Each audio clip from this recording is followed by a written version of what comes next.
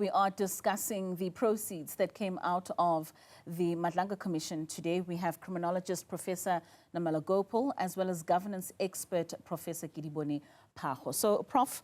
Phago, we heard earlier on from those viewers stating just the trust deficit that now continues to grow between civilians and the police because of what we are seeing that's coming out of the Madlanga Commission, particularly with the relationships between senior police officers and alleged cartel members.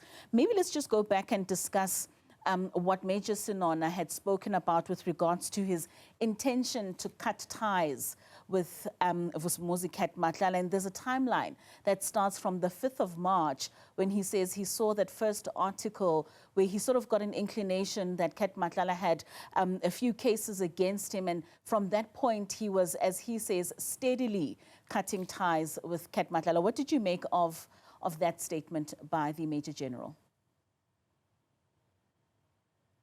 So, Katlego, the other part that he was pressed on was that there was a briefing, or I think it was in November 2024, if I remember very well, where he was made aware of some of the cases, and that was through, if I understood that, General Mkhwanazi, the way in a meeting.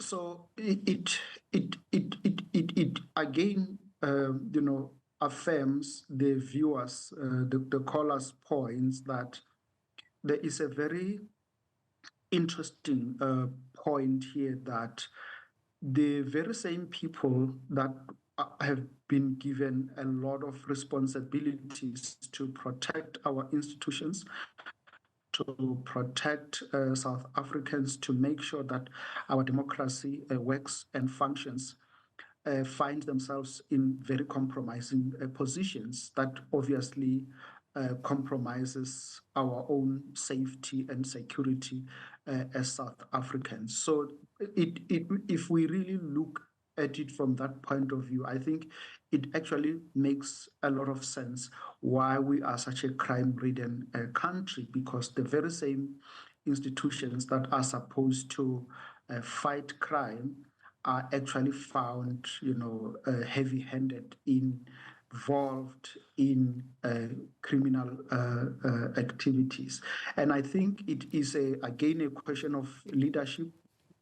It is a question of governance, but it's also a question of accountability. I'm happy that the Parliamentary Ad Hoc Committee is handling this, but because it is a question of our leadership, our political leadership, especially the executive, accounting to Parliament. But then the question is, what will happen after the report of the Parliamentary Ad Hoc Committee? That will actually tell us whether we are going to address the problems in policing or we are beaten hands down by criminals in this country.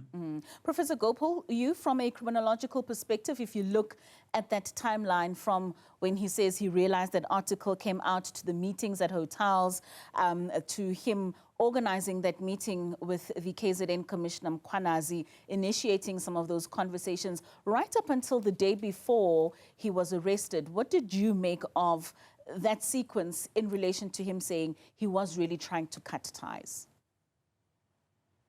Katlego, I think like what the commissioners were, the way in which they were probing him, and some of the statements that they repeatedly made was that his responses were highly improbable.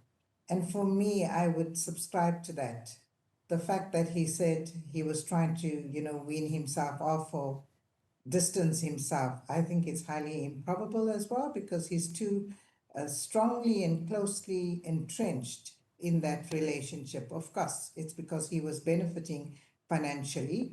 So I believe that it is highly improbable that that is what he was trying to do. And why do you think he would take the approach? I mean, when asked about the documents that he was sent to by Cat Matlala during a meeting that he was having with him, and this document, I believe, had to do with the business of Senzo Mchunu, why would he deny opening the document or even discussing the document while he's sitting with the person who sent him that document? So obviously it was, denying it is absolving him to some extent.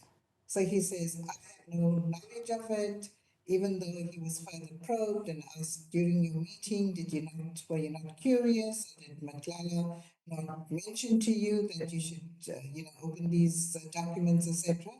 And clearly, I think what came through for us is his great attempts at wanting to absolve himself.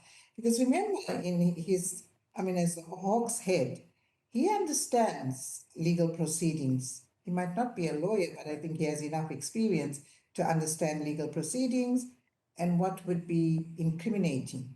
So if he acknowledges that he had opened those attachments or documents, then he's in some way he's incriminating himself. So what he's doing here right now is finding ways in which he doesn't incriminate himself. So also, if it has to go to a court of law, he knows that he will consistently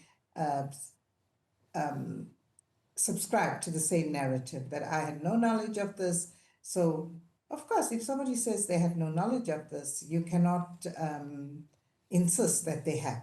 So, by and large, he's trying to avoid incriminating himself.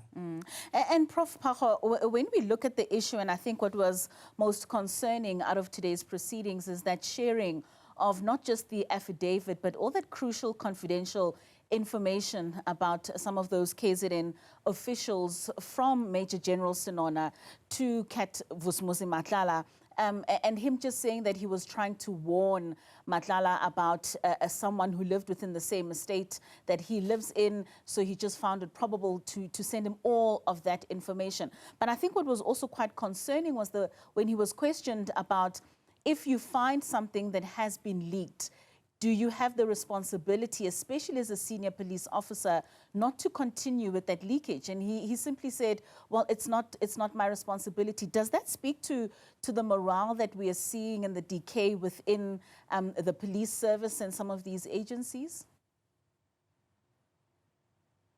Prof. Phago? Absolutely, and I agree with yes, absolutely, Katlego. I agree with Prof. Gopal on that point, that probably part of what he was saying was part of his strategy was to avoid incriminating himself.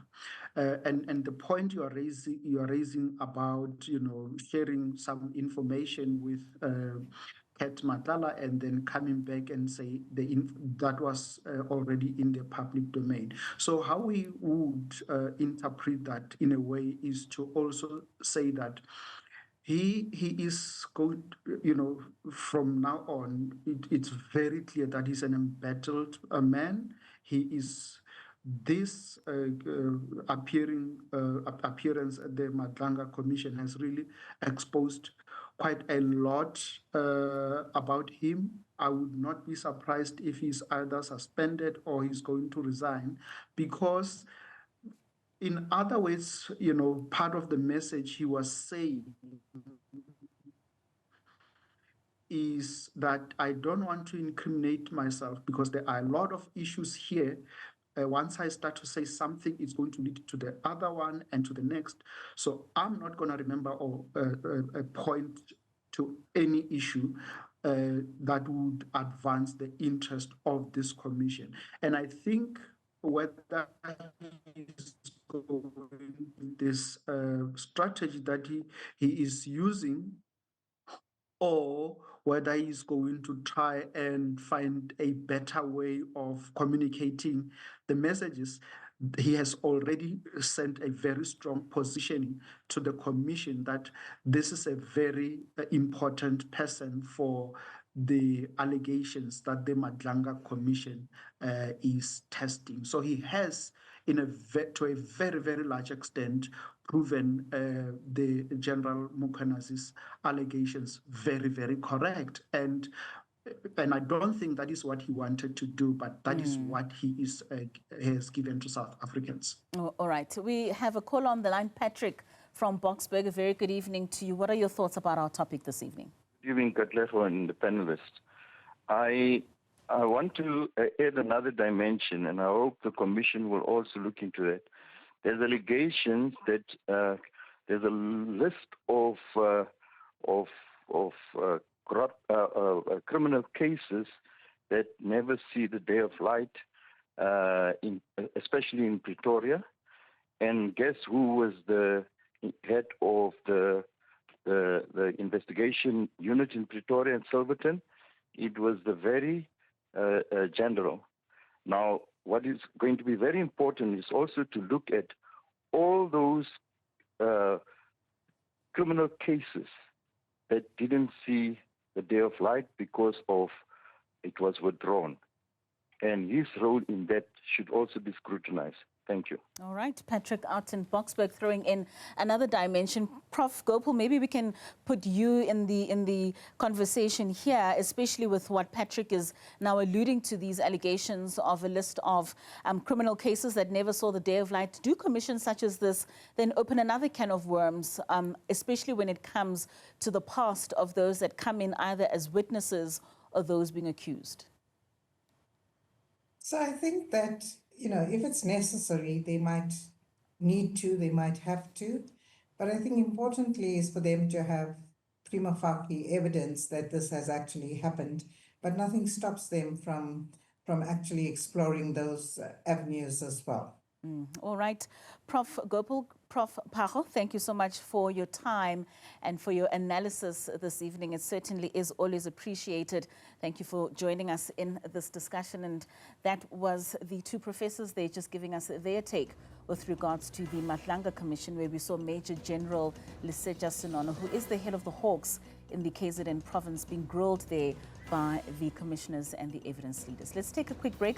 We'll be back with you after this.